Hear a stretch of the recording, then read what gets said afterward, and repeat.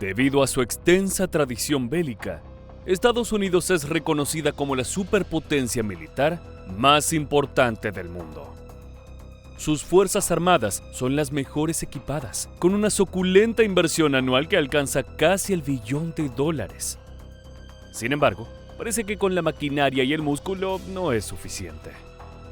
Este país, que supo independizarse del Imperio Británico y plantarle cara a Hitler, ha mordido el polvo más de una vez, incluso con los contrincantes menos pensados. Las humillantes derrotas que sufrieron contra las guerrillas vietnamitas o los fundamentalistas de la yihad demuestran que la voluntad invasora norteamericana no fue suficiente. Estos pueblos defendieron sus tierras con fervor, logrando que el titán bélico huyera con la cola entre las patas. En este nuevo video haremos un repaso sobre las derrotas más vergonzosas que han sufrido los estadounidenses, analizando tanto sus causas estratégicas como sus consecuencias morales y económicas. Comencemos.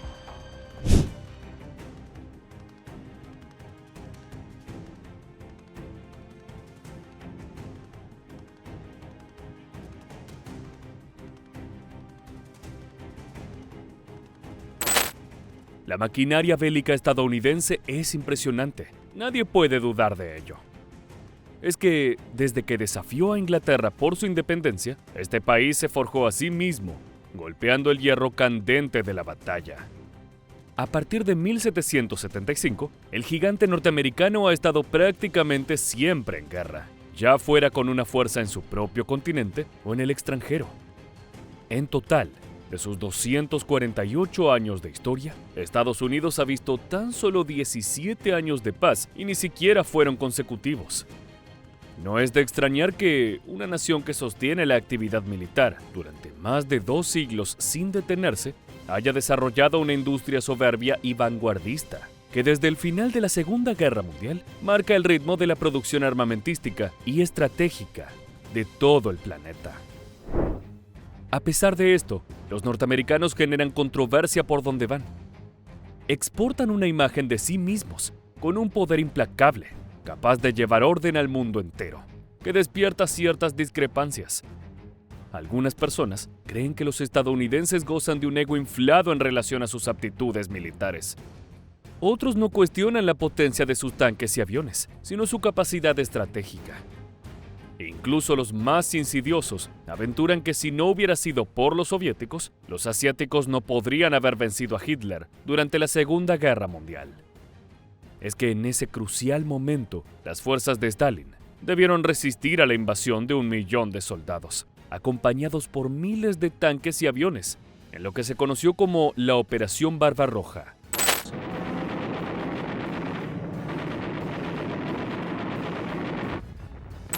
Sin embargo, la avanzada nazi no solo fracasó, sino que significó el final de la estabilidad militar alemana.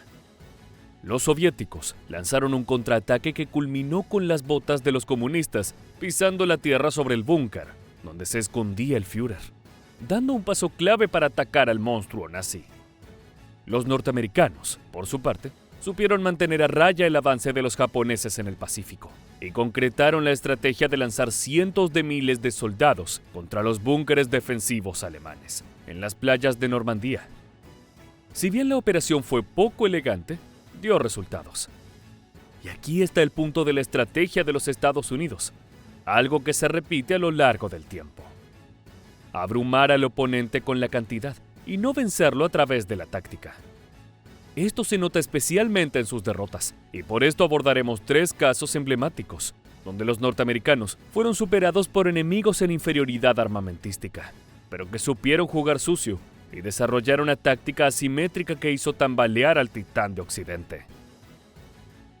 A pesar de que Vietnam sería el principal conflicto bélico en que pensaríamos al hablar de derrotas de Estados Unidos, no fue su primera batalla perdida, aunque definitivamente sí una de las más dolorosas en su historia. Es que el fracaso frente al país oriental no solo representó una pérdida de recursos valiosos, sino también un duro golpe en la opinión pública al gobierno norteamericano.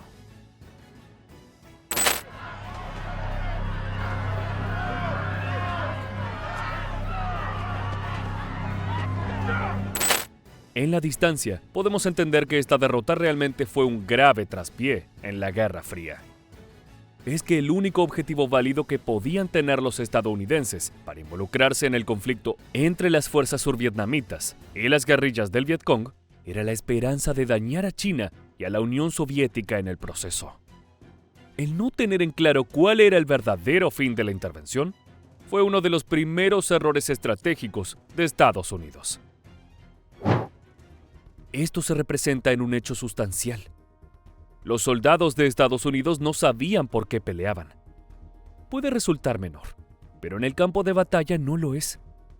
La falta de una motivación interna para ir hasta el límite y más allá, además de que dificultaba ver al Vietcong como un enemigo íntimo, hizo que los militares occidentales tuvieran problemas psicológicos durante sus estadías. Al día de hoy, Vietnam es sinónimo de excesos para la US Army. La mayoría de sus hombres consumieron alcohol y drogas, perpetraron horripilantes crímenes de guerra y sufrieron trastornos psíquicos, e incluso muchos se suicidaron al regresar a su hogar.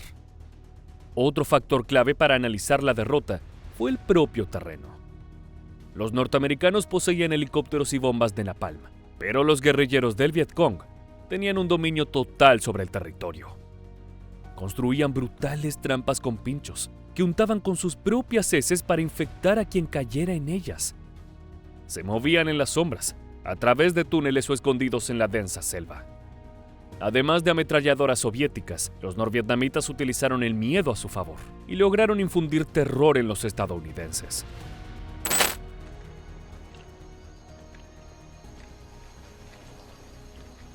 I went through I don't know how many different bodies, crawled around out there trying to find somebody that was alive. I mean, there was people with no faces, arm, legs missing. En 1975, luego de 20 años de insufribles batallas, 4 presidentes y casi 60,000 muertos, Estados Unidos tiró la toalla y se retiró de la contienda. El costo político era demasiado alto. El pueblo norteamericano se oponía a la guerra y las pérdidas materiales alcanzaron $168,000 millones de la época, equivalente a casi $1 billón actuales. El Vietcong ganó la guerra y el gobierno comunista se expandió por todo Vietnam, Camboya y Laos.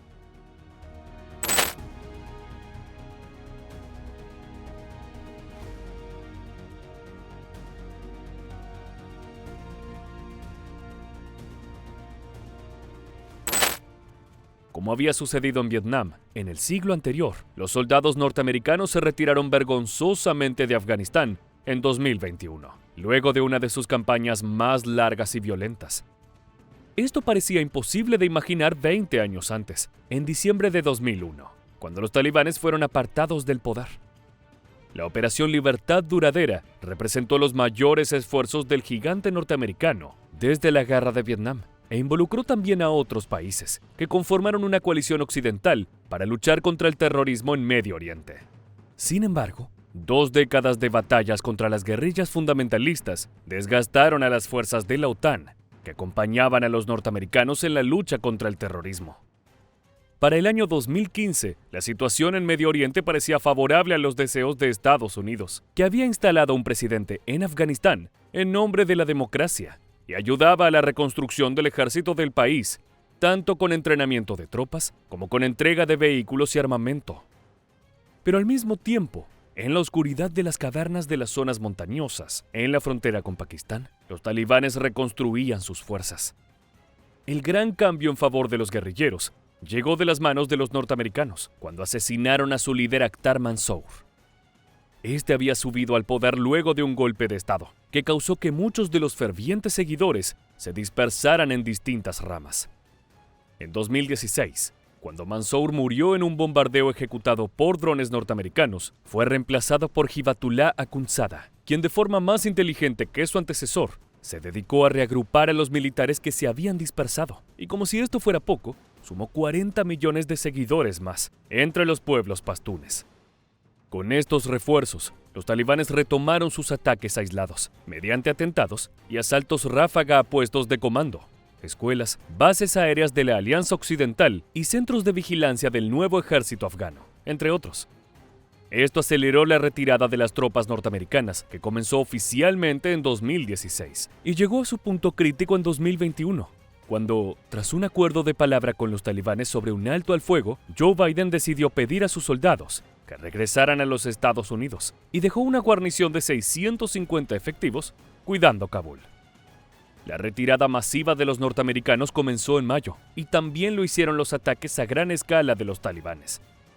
Sistemáticamente, los guerrilleros decidieron romper ese pacto tácito que habían compuesto con Biden y se dirigieron con miles de tropas hacia distintas ciudades, a medida que los soldados estadounidenses las abandonaban. Pero los yihadistas redoblaron los ataques y persiguieron sin piedad a los soldados.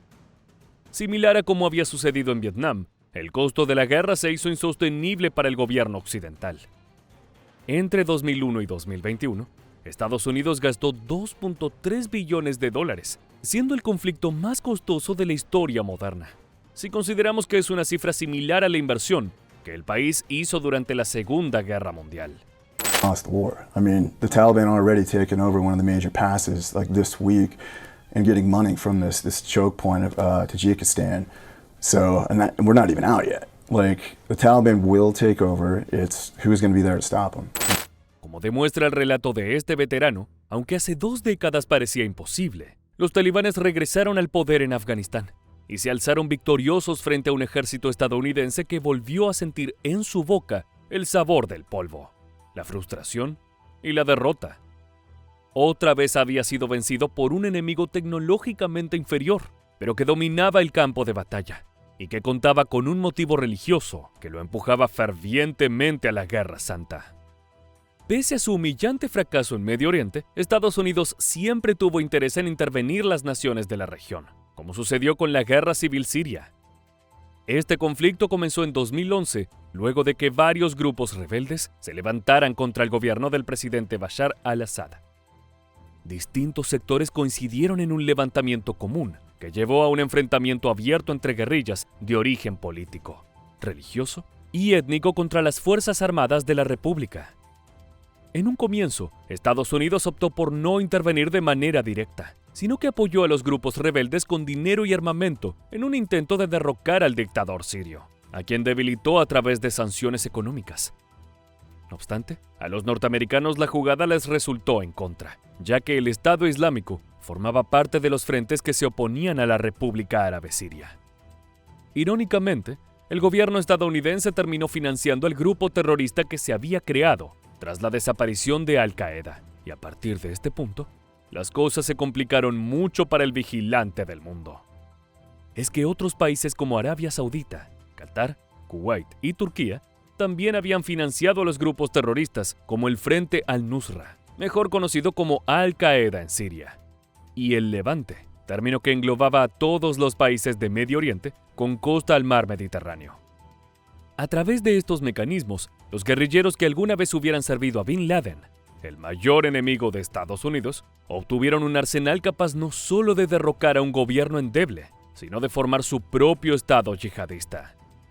Se estimaba que los grupos rebeldes recibieron unos 2.450 sistemas portátiles de defensa aérea, 1.750 misiles antitanque, 650 lanzacohetes múltiples, más de 24.000 proyectiles de distintos tipos y alrededor de 600 toneladas de explosivos. En 2014, Estados Unidos decidió mancharse las manos e intentar contener el incendio que había iniciado, apoyando a la facción de la oposición política, conocida como el Ejército Libre Sirio. También se involucró militarmente organizando una campaña de bombardeos aéreos sobre las supuestas ubicaciones del Estado Islámico y otros grupos similares.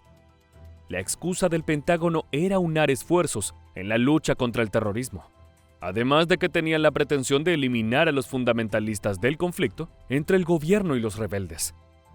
Estos ataques impactaron sobre ciudades y poblaciones civiles, dejando centenares de muertos inocentes.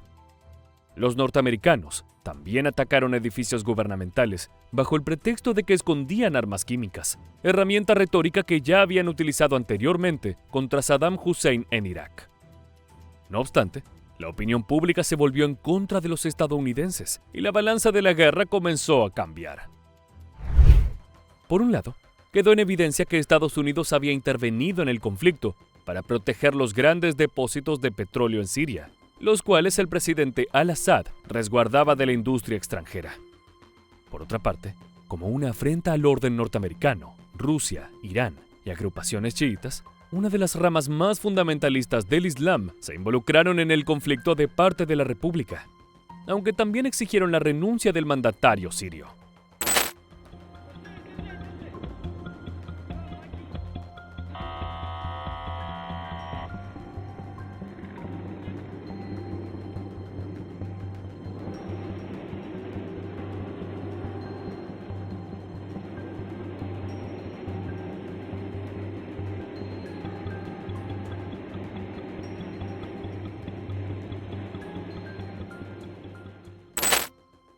La Fuerza Aérea Rusa comenzó su propia campaña de bombardeos, con una lluvia de proyectiles que acabó con la vida de 35.000 rebeldes y 12.000 blancos de infraestructura. Entre 2014 y 2019, los enfrentamientos cruzados entre guerrillas, fuerzas sirias y potencias militares dejaron casi 500.000 de muertos. Hay además 6.8 millones de desplazados internos y 5.2 millones de refugiados sirios en países cercanos, lo que ha causado una de las crisis humanitarias más grandes de los últimos tiempos. En 2019, Donald Trump decidió retirar a las tropas estadounidenses del conflicto, dejando solo guarniciones para defender los depósitos de petróleo capturados por el Ejército Libre Sirio. Por el momento, el conflicto continúa en pie y Estados Unidos no parece querer retirarse, aunque todo indica que es otra de las guerras que el gigante norteamericano da por perdida. Muchas gracias por acompañarnos hasta el final. Si te gustó nuestro contenido, no te olvides de darle like al video y suscribirte a nuestro canal. ¡Hasta la próxima!